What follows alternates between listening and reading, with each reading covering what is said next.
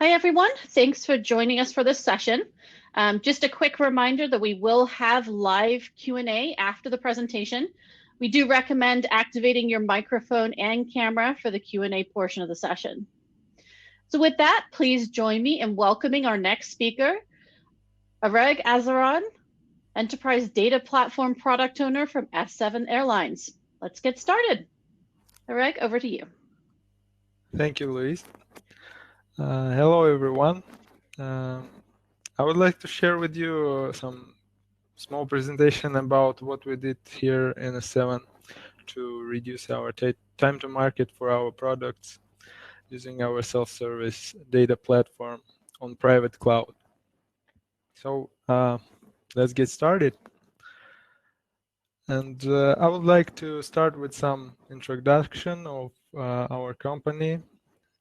So you can see some numbers here. S7 is second largest airline in Russia.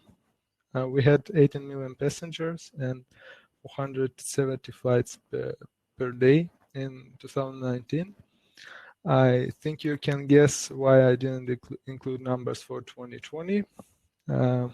We had over 1,000 routes in 160 countries, over 100 aircraft fleet.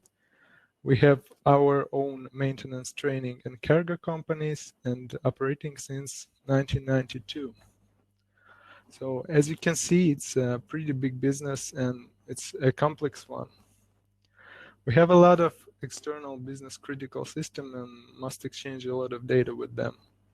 We also have to do a lot of analysis in order to keep track of our business, make personalized offers, improve passenger experience, plan new routes, do predictive maintenance, use dynamic pricing, and etc., etc. Around 400 people in S7 work with data, like business analysts, data scientists, data engineers, and managers. Of course, there was some inefficiencies in the process of working with data, so we're starting to investigate on that. So we found out there are some main difficulties in those processes in our organization. You can see them on the screen. There was no place to easily find information about available data. There was some bottlenecks in providing data for users, like streaming data, pipelines creation, data marts creation, or BI reporting. Teams providing those kind of services was oftenly overwhelmed with tasks from our data users and not always managing to provide results timely. So we would like to help them. We have also a lot of sources and data warehouses. I'm going to talk about them further. Long data access approval process. We also didn't have a centralized and governed storage for raw data we receive from external systems. Also, there was no centralized storage for streaming data archives. Those archives are done in products' local storages and not shared between whole teams. This was leading to duplicate data in various local storages, FTP servers, and data warehouses. So next, we also tried to build some kind of data user journey and get some information about timelines for each activity. Our basic process starts with searching the data within an organization.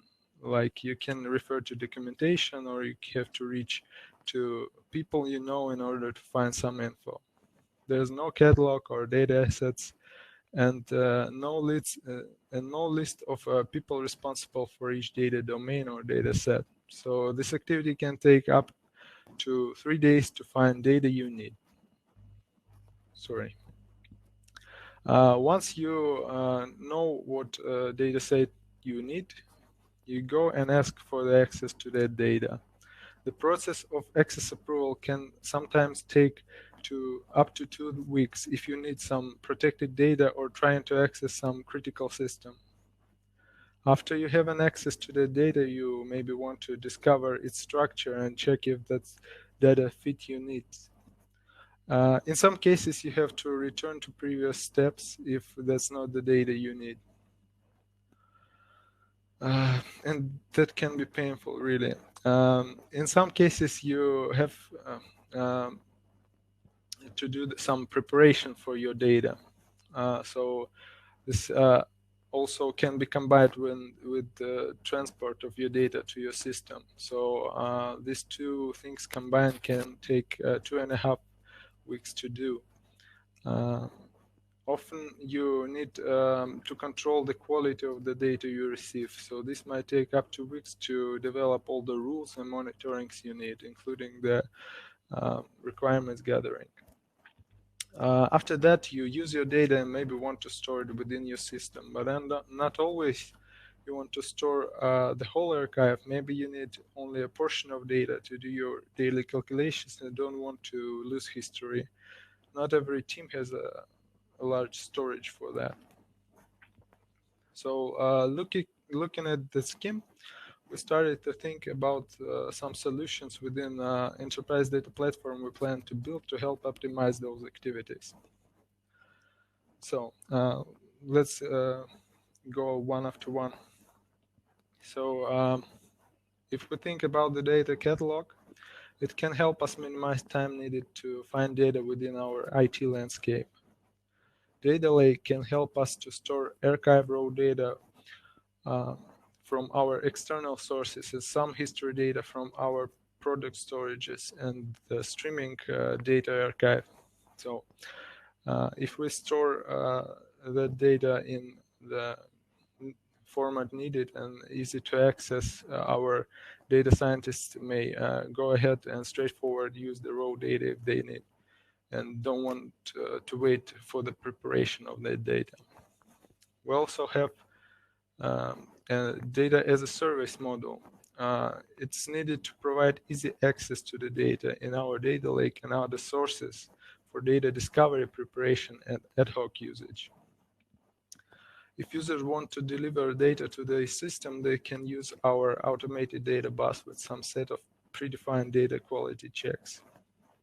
And of course, we need some data governance processes to highlight the rules of working with data within our platform.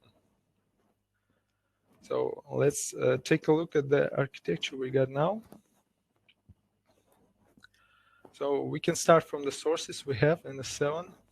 We have a lot of heterogeneous sources. We have internal business critical systems, and we often use change data capture, streaming, and snapshot out of their databases. There's also a lot of business critical systems like booking system, departure control system, passenger service system, ticket sale aggregators, etc., which are located externally, and we exchange data with them either with some services or in various files sent to FTP servers. It can be batch or streaming data. We also have our good old enterprise data warehouse with operational reporting and some domain data warehouses because we're in the process of switching to data mesh concept. For example, we already have built a customer domain data warehouse and flight domain data warehouse. We mainly receive metadata from them and use it as live connect sources.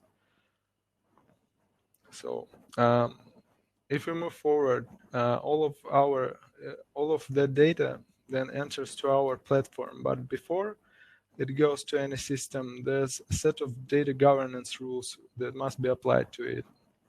For example, all data which goes to data lake or data bus must be covered with some business metadata, like data owner, data steward, if it's a sensitive data or it's a personal data, to which data domain and subdomain it refers to.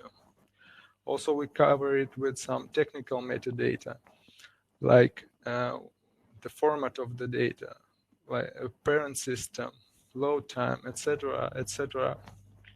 So all of that metadata must be documented and then passed to data catalog. There's also an important policy like access control policy, which helps us to simplify granting access to our users. As I said, any data which comes to system must be related to some business domain. So when our users ask access for our platform, he specifies some domains of interest. If he wants to see sensitive data, he will also provide approval from data owner and informational security team.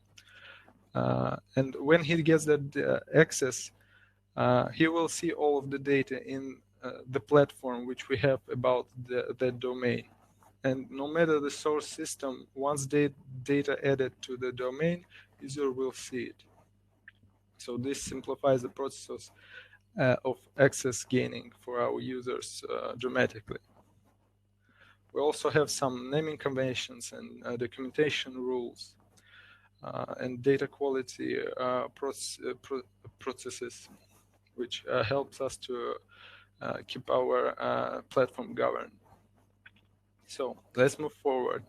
Once all policies are met, our data goes to some Live Connect sources go to our data as a service model. Our data as a service model, as you can see, is implemented by Dremio. Dremio provides for us some data virtualization features which can connect to our various sources without downloading data to some storage. This helps us to easily access, discover, and ad hoc join data in one place. All user have to do is to get access to data as a service model, and he has all of the sources in the palm of his hand. So this data as a service model is also used for distribution point for our data lake, the main data warehouse, and enterprise data warehouse. They distribute the data for the users to it, because not all of them have their own analytical tooling. And in Dremio, you can connect to it using various interfaces like Web UI, Tableau connector, and other connectors like ODBC or GDBC. You can even manipulate with Dremio using API. All inner structure in our data as a service model is aligned to our business data domain model. Next goes batch raw data. This goes to our data lake. As you can see, our data lake is based on Mini.io. Mini.io is an open source S3 compatible object storage and OpenShift container platform. And we use also OpenShift as a container platform. In S7, we planned to switch from our old Hadoop clusters to S3, but in Russia we have some regulation according to which we can't store personal data of our citizens in foreign countries, and we also have a lot of strict policies from our informational security team. So that's pretty much summarized why we choose to use private cloud-based solutions like Mini.io and OpenShift. In Data Lake, we also have a strict structure of folders which corresponds with our naming policies in the main data model. We store our raw data with minimum of transformations and tend not to create complex data marts. Instead, we make sure we store data in easy to access format. Mostly we use Parquet files. For every data set we have in Data Lake, we also store a file with metadata which describes it. So there goes streaming data. The streaming data goes to our data bus. We use Confluent Kafka with some important framework we've built. The main purpose of this framework was to automate every task related to Kafka and integrate it with our service desk. So you can go to service desk and just create tickets for topics creation, access granting, and monitoring, and the ticket is solved and then automatically applied to the cluster. So we already have had some experience with Kafka in S7, and there was a number of problems mentioned by our users, like access grant policies being slow, topics not cataloged, no additional information about existing topics, and we use that knowledge and experience to build a more robust solution. Also, all the messages from data bus are archived to our data lake in order not to lose it and be able to keep history in case we need it. So the last one, but not the least important one, is the metadata. It goes to our data catalog. Actually, data catalog is the starting point where all users should go. It's a compass to find your data. It's a robust tool for the enterprise, and we're in the process of choosing the solution that will fit us right. That's why you see a question mark here. Despite there's no actual system right now, we started to collect metadata for our catalog from the beginning of our platform. Once we have a system in our hands, there will be already some info to work with. We're also making an effort to collect all metadata needed to build technical lineage. Because current solution can't automatically cope with some complex pipelines we have, and we want to enrich data lineage created by data catalog automatically. And on the right-hand side, you can see the kind of consumers we have. We, of course, have our beloved users who use various analytical tools. We also massively use Tableau in our organization. You can also see that there are some set of data domains in data warehouse, enterprise data warehouse, which are also our consumers. They can store their cold data in our data lake, or even use data lake plus our data bus to organize Lambda architecture using our services. So we're working with our enterprise data platform since April, and we already have some interesting business cases we've solved. Like our marketing team, alongside with our customer-centric platform team, use Data Lake and Data as a Service to prepare personalized offers to our passengers. Our marketing team also uses Data Lake to store survey data and Data as a Service to prepare customer satisfaction monitoring reports. All of the data from our loyalty management system is stored in Data Lake, which helps us to build analytics and save money on storage. An interesting case when during COVID-19 pandemic, Data as a Service helped us a lot. We had to find new domestic routes to develop because all international flights was closed. It could have easily taken about a month to create pipelines, bring all the data together, and create some data marts because it was stored in 3 or 4 systems. But our users managed to do all the analytics in a day because of the data virtualization. We also centralized our binary aircraft data, site and application data in Data Lake, and this helped us to reduce our storage costs. And I, of course, want to mention that data virtualization itself provided some reduce in time taken to do ad hoc analysis for the various business analysis teams in our organization. In average, we saw that works related to data search, data discovery, and ad hoc analytics reduced in duration from 15 to 20%, and this leading to reduced time to market for our products, because most of the products, if not all products, needs data to function properly. So in conclusion, let me give you some suggestions based on some experience we had when building our platform. First of all, I would like to suggest to involve your users early. Of course, you need to talk a lot with your users when collecting requirements, but you must not stop on that. You need to try and help your users solve as much business cases as you can in each sprint or release.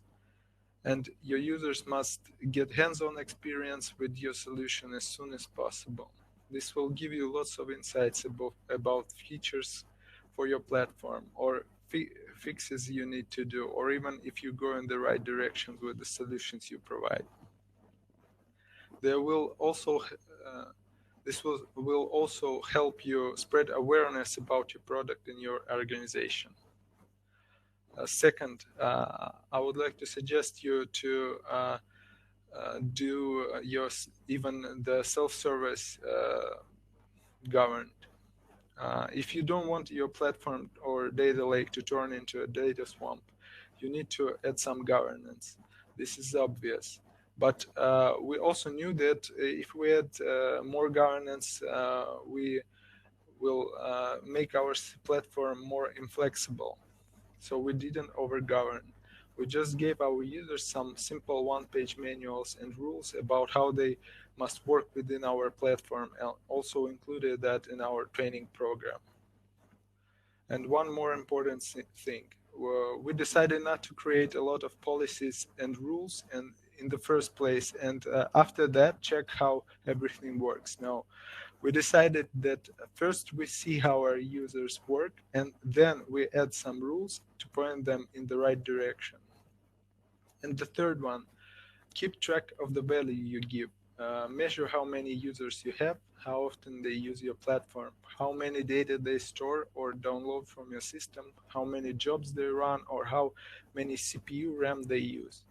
Do user survey, collect feedback, ask your users how you help them solve business cases. Don't forget to calculate your costs timely. If you do that, you'll understand clearly business value you provide, and you will know how your product must evolve. That was all of my short presentation. You can see my contacts if you need to discuss something later, and I'm ready to answer your questions. Thank you. Okay, thanks, Areg. So now's your chance to ask Areg your questions live. If you do have a question, please use the button in the upper right to share your audio and video. You'll automatically be put in a queue. So let's see, who do we have here?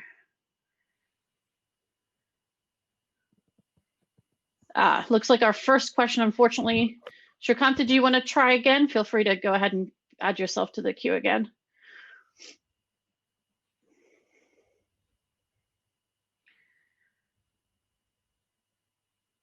At all?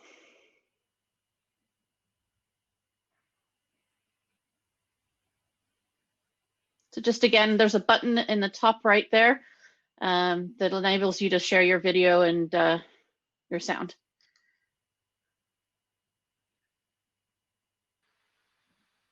There we go. Hi, Krish. You want to go ahead and ask your question? Hi. So it's a good presentation. So I was just wondering, like, you have used MinIO for storage. So what was the scale of the storage you stored on the MinIO? Just want to look at, we were evaluating MinIO for our scalable storage as well. Yeah.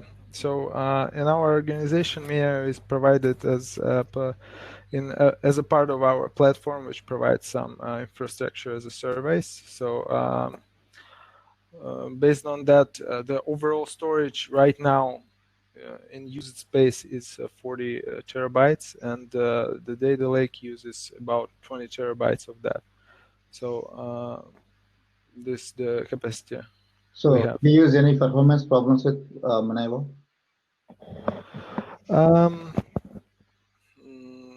I think it doesn't work well when you have many files, but if you need more info, we can share that later.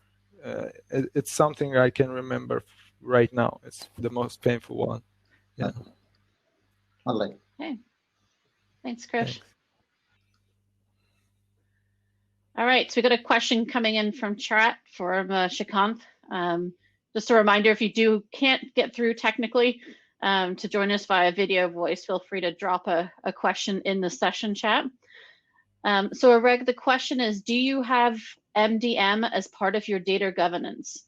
If yes, can you quickly touch base on your experiences in implementing it? We have an MDM project in our organization, yes, but it's not part of our platform. So maybe I can get in touch. Can get you in touch with the product owner of that if you wish later. So can't comment on the MDM, but we have one. Okay, so that might be a great question to connect with Areg on Slack about. Any other questions at all?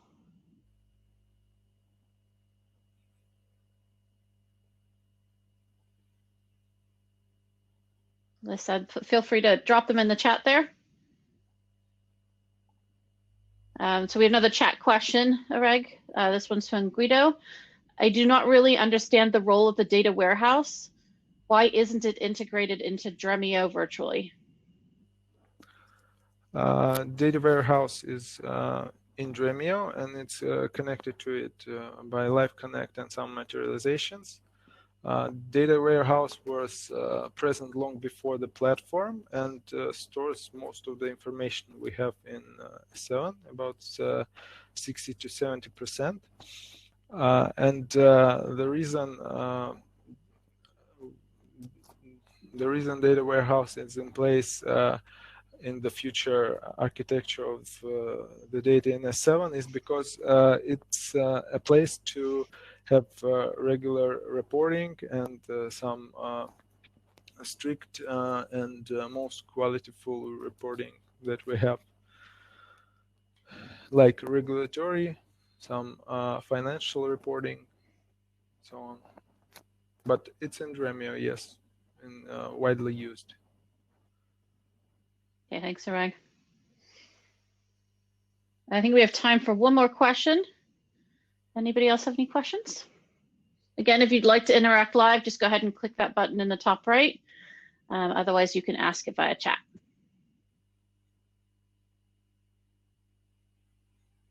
All right, that looks like the end of the question. So just a quick reminder, each speaker does have their own Slack channel in the Subsurface community. So Areg will be available if you just look for his name as a channel after this session. He'll be available there to answer any additional questions if you'd like to have a more of a one-on-one conversation. So thanks, everybody. Just a quick note from a logistics standpoint. We are going to take a short virtual break now, but please do stay tuned. The next talk coming up is Max Bushemin's talk on functional data engineering, a set of best practices. So again, thanks for joining, and we'll look forward to seeing you on Slack. Thanks, Areg. Thank you, everyone. Bye.